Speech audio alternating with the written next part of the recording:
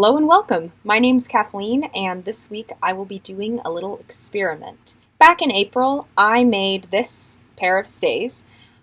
Stays were the precursor to what we tend to think of as corsets. Stays, jumps, a pair of bodies, corset, bra, these are all names for different styles of foundation garments worn throughout the different centuries, but they all have the same two functions. One, to support the bust, and two, to form that particular era's fashionable silhouette once the outer garments are put on. My stays are approximately the style of the 1780s, though the pattern I used is not one that's particularly historical. I'll admit, this was my very first attempt at creating a historical garment, and I had no idea what I was doing. I just kind of jumped in with both feet. Even just a few months later, I know so much more than I did back then, and honestly, I'm kind of surprised these turned out as well as they did. But even that being said, up front, my stays are not a good reference if you are planning to make your own pair. Anyway, on to my experiment. Editing Kathleen here. I just realized that I never said what my experiment was. I wore stays every day, all day for a week. Simple enough, so back to the video. When I finished making my stays, I was honestly surprised by how comfortable they are. In terms of bust support, it feels a lot like wearing a sports bra. Up until now, I've only ever worn them for at most a few hours at a time, but I was curious how it would feel to wear them all day, like women in the 18th century did. Women of all social classes wore stays, so obviously they were conducive to all kinds of 18th century activities, but I'll be interested to see how they translate into modern activities too. Two quick notes before we get started. One, I will be wearing a layer underneath the stays at all times. Stays and corsets were never worn directly against the skin, despite what some movies would have you believe. Whether for me that's an actual shift or just a t-shirt like this, women in the past wore a layer under their stays, and so will I.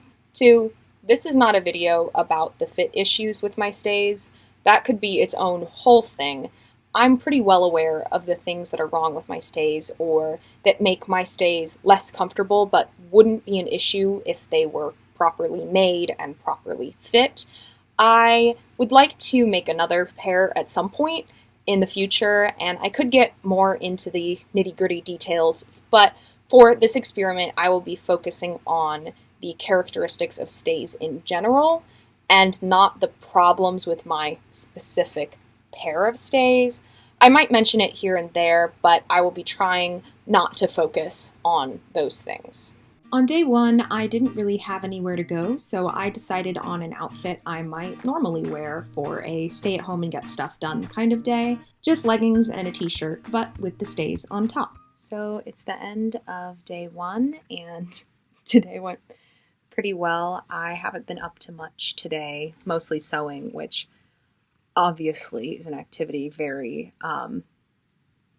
easy to do with stays. It's not a particular challenge. That's not a surprise that that's easy.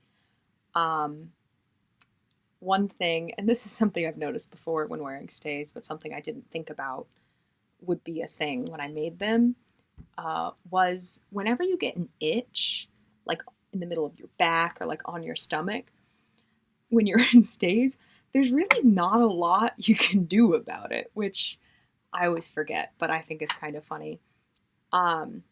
Another thing is my stays are very flexible because they're only half boned and also other things. But anyway, so I'm filming. My stays are very flexible, so I can slouch in them. They don't prevent me from sitting badly. Like, I can still sit in my desk chair with horrible posture, like the little gremlin that I am. But when I do sit with bad posture, when I do slouch, these horizontal bones here cut into the front of my armpit some. But other than that, that's really the only discomfort I've had today. Here I am slouching right now. But when I do sit up straight, like you were supposed to back then and we should now. Yeah, they're fine, perfectly comfortable. I will check back in again tomorrow. Day 2, I went with an outfit that would quote-unquote hide the stays. Something casual, just jeans and a sweatshirt, again, with a t-shirt under as my shift layer. Hello, it's the end of day 2, and I just wanted to pop back in with some observations from today. I definitely have a lot more than yesterday. First, something that I hadn't thought about, but is true. Putting on pants while already wearing stays is a challenge, and this might seem like, well, duh, just why didn't you put on your pants first? I was originally planning to wear overalls today, because I have a pair of overalls that I absolutely love. But something I didn't anticipate is buckling overalls is super hard when wearing stays. Getting the first buckle done was fine, but then it came to the second one and it was like I was trying and I just couldn't do it. For something about the stays, I couldn't get my arms bent in the right way to reach around to get the buckle, to get the strap up and over my shoulder. So I tried for a while, but eventually gave up on that one and just switched to normal jeans. Something else from today is I've definitely had to change the way that I sit while I work. That normally I like to prop my feet up, usually like lean back, but in stays the most comfortable way to be sitting is sitting straight up with feet flat on the floor. And I was noticing my back was hurting in my chair because my desk chair, the back is shaped kind of like that. And so just kind of a solution I found was I have some of these storage bins, those collapsible storage bins that are still folded up. And so I just put a couple of those behind my back on the chair, and that's given it a much straighter back. And so that's made my chair more comfortable. Another thing is, since my desk is under a lofted bed, I can't stand up all the way at it. And so to get to and from, I have to kind of duck a little bit, and not being able to bend with my back or my waist as much as I normally can makes this a little bit awkward, especially if I'm doing something where I'm like getting up and down and up and down and up and down. I wouldn't say it's difficult. It's just I've had to kind of like over the course of the day figure out a different way. It's just a little awkward to get used to bending at the hips to duck down, kind of. This isn't it, but doing kind of like a motion like that instead of just hunching like normal. Something I am genuinely starting to get bothered by is the straps.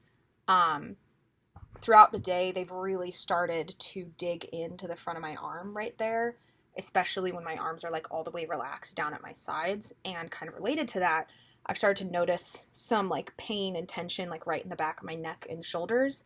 And I think that's from I've been unintentionally hiking my shoulders up to get my arms like out of the armhole to work, like when reaching for something. And because I'm not thinking about that, my shoulders are getting tense and sore over time. But this isn't something I've ever heard other costumers talking about in terms of stays. And so I'm pretty sure this is related to a design and construction flaw in my specific pair, and I've known ever since I've made these that I set the arm's eye and the straps too far back, but it is just a thing I'm noticing, and something we'll see if it gets worse over the course of the week, or I don't even know. But anyway, so that's day 2. Day 3, I chose something a little fancier with the stays incorporated as an intentional part of the outfit, along with my 18th century shirt, a skirt, some tights, and my favorite boots. I don't have my stays on right now just because I was just doing some fitting for my corset cover, so I had my corset on instead. But yeah, day 3 is done, and yeah, it's a good day. I mean, nothing much to report. I did today lengthen the strap because of the ribbon, they're pretty adjustable. I did lengthen the straps quite a bit to see if that would help with the jabbing in the arm's eye with that problem. And lengthening the straps definitely did help, though I did also find that standing up and walking around, being on my feet, was a lot more comfortable than sitting down. And I think that has to do with the length of the stays, that standing up, those arm size are down at a comfortable place, but sitting down, the stays slide up just enough to jab in. So that was something interesting to learn. Again, it's a my stays thing. It's not a stays as a category of garment thing, but all's well over here. So see you tomorrow. Day 4, I went with another outfit I would normally wear, but with the stays hidden underneath, along with a tank top today as a shift. Honestly, stays in a Hawaiian shirt, I'm kind of a fan of the look. Hello, end of day 4. I have a couple things to report. I don't know. But something I was worried about today was, since I have a tank top as my shift layer instead of a t-shirt or a longer sleeve shirt like I have the past days, I was worried that what I'd been talking about with the shoulder strap, the jabbing, would be a lot worse today. That was something I was worried about. And it was more or less the same, but I did think of something to try to help with that. In dance and theater and stuff, I've heard of people sticking panty liners into the armpits of some of their clothes, in that situation specifically to protect the clothes from sweat. But I wondered if the essentially little bit of padding that would give would be enough to stop the bones from being so pokey right in that spot. So I decided to try this out, sticking it, essentially wrapping it over the edge. As soon as I did this, I was like, wait a second. I have seen this before. I've seen this exact thing in extant stays. When I was researching for making this pair, I'd seen several pairs of surviving stays and also recreations made by various costumers that had a patch of soft leather under the arm, just kind of right around there, wrapping around the edge, in the exact same shape, placement, probably for this exact purpose, also for protecting the stays from sweat. But I just had this moment where I was kind of like, this is something I think is so cool about history, particularly the very mundane parts of history, not battles or famous figures, but just everyday life in various times and places in the world. We're humans now, just like we were humans then, and people were creative and innovative. And it's not like we magically discovered in 1970 or whatever year that, clothes can be comfortable. Like, people have been problem solving in all areas for all time, including clothing. I just find it so fascinating what we can learn from putting ourselves into our ancestors' shoes, or in this case, stays. Anyway, I am a huge nerd for the why of why people did what they did, and this is just a tiny thing, but for some reason it was just like totally mind blown, moment for me, which is maybe silly, but I just thought that was cool. Something else from today, and this goes back to the posture thing I was saying a couple days ago, is today one of my friends said something along the lines of, oh, you're making the rest of our posture look bad, or something like that. And it kind of caught me off guard, because I just been sitting there, relaxing, sitting comfortably, not thinking about it. But when I stopped to think about how I was sitting with, really good upright posture. And that was just what was comfortable. I wasn't trying or thinking about it. And it's weird that in only 4 days, the way I sit naturally has changed. Because day 1 and 2, for sure, I was definitely thinking about sitting in a way that made the stays comfortable. But now it's just, this is how I sit. So that was really interesting, because it's not like stays or corsets, for that matter, force you to have good posture. It's more like they make it easier and more comfortable to sit with a good posture than it would be without them. Because to sit this ramrod straight without stays or corset or whatever, normally, I mean, it'd take not a ton of effort, but it would take a little effort, whereas it is just the totally natural, normal position now. So, yeah, I don't know. That's just something else. An observation from today, something that's changed from start of day 1 to end of day 4. Another thing from today that isn't necessarily directly part of my experiment, but is connected, is one of my friends who is gracious enough to frequently let me ramble about dress history to her, was telling me that her history professor had said something in class about how corsets, and they were talking specifically Victorian, were so uncomfortable and difficult to sit in. Those sorts of things that are the commonly perpetuated myths about corsets. And my friend brought up in class, well, my current experiment, and also other facts about corsets that have come up in conversation. And luckily, her professor thought this was really cool and interesting instead of, like, being insulted, which, like, but, and so wants to talk about fashion history stuff with me sometime. So that's cool. That's pretty much it for day 4. This was kind of a long one, but had a lot going on today. So yeah, I will see you tomorrow.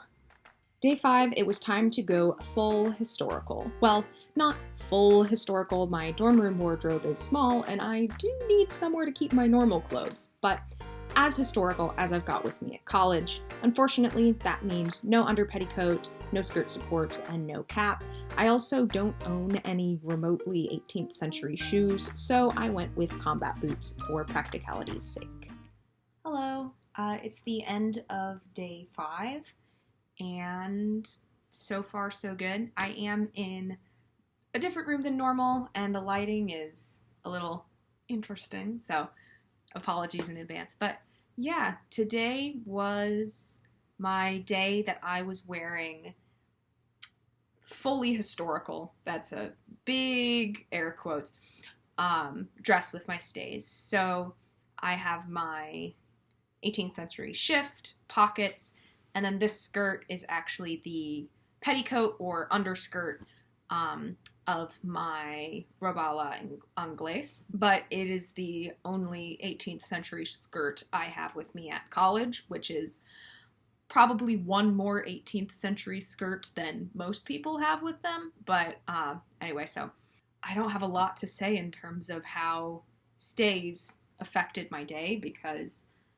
at this point, the most inconvenient part about it is that it takes a while to lace up, and so that's putting them on and taking them off is a not time efficient activity. Honestly, for walking around in this much of an unconventional outfit, I actually got less weird looks than I thought I would. I don't know what that says about me or other college students. Yeah, at this point, it's like I'm not really even noticing that I'm wearing stays. Not like I don't know I'm wearing them, but it is not something that feels out of the ordinary. Yeah. You know? It's just like, oh yeah, a thing. It's just a thing. Yeah. Day 6, my outfit was a more casual look, incorporating the stays, a white t-shirt as a shift, my mom jeans, and a flannel shirt. Besides the stays, one of my go-to looks. Hello from the night of day 6, the second to last day of my little experiment. First of all, I just really like today's outfit. I don't know. I think the flannel and the stays just go very well together, you know. Things we all have to think about. Does our flannel match our stays? But I was thinking today, since like with one day left, I was wondering if after this is done and I go back to, you know, not wearing stays every day, if my posture is going to be significantly better or significantly worse. And I honestly can see it going either way, because either like, oh, I will have gotten used to sitting up like this with good posture and whatever, and I've gotten so used to it, no, whatever.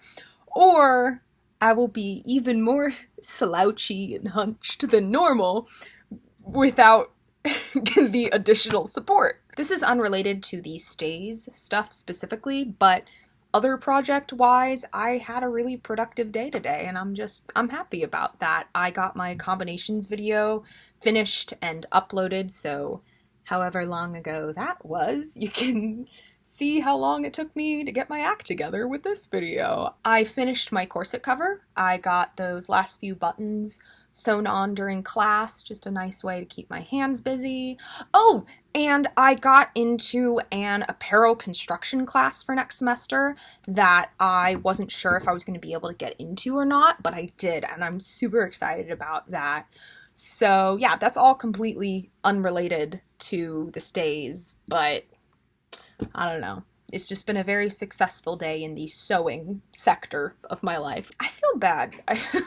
I feel like these reflection segments aren't very interesting. I don't have a lot to say because, to be honest, I'm just living my normal everyday life, but with stays on, and the stays just really aren't impacting that. One thing I have noticed, and this is kind of silly, but I've taken fewer naps this week than I normally do. Basically just because it isn't worth the effort of getting unlaced from the stays and then relaced back in. And the thing is, I'm not any more tired than I am normally. If anything, I feel like I'm more alert and productive than in a normal week, even though I'm technically getting less sleep. But, that says more about my sleep schedule than it does anything about wearing stays. Yeah, that's about all for today. I'll see you tomorrow for the final day. On the final day, like day one, I wore just kind of whatever and then added the stays on top. I was helping some friends move, so I wanted to be sure to be comfortable and mobile, so no floor-length skirts today. Hello! It is day 7, the last day, and I am so tired. I had a very busy day today. I helped some friends move, carried a bunch of stuff, put together a bunch of furniture, and that took most of the day, and I also had an impromptu job interview. I did not wear stays and a tie-dye shirt to a job interview. I did switch into something more professional. All of this is to say, I am filming this later and with less energy than I was planning to. Please bear with me. I do have notes for my final wrap-up reflection, so hopefully that won't be a complete mess. But first, I'll just talk real quick about today. I was originally planning to have a working out in stays segment today, see how different exercise that I do is impacted or not impacted by wearing stays, but helping out my friends took priority over that. So who knows, maybe that will be a future experiment. Speaking of the moving, the stays were fine. I was fully able to be helpful. They didn't stop me. I could still crawl around on the floor, assembling a desk and all of that. And honestly, the extra back support was probably helpful.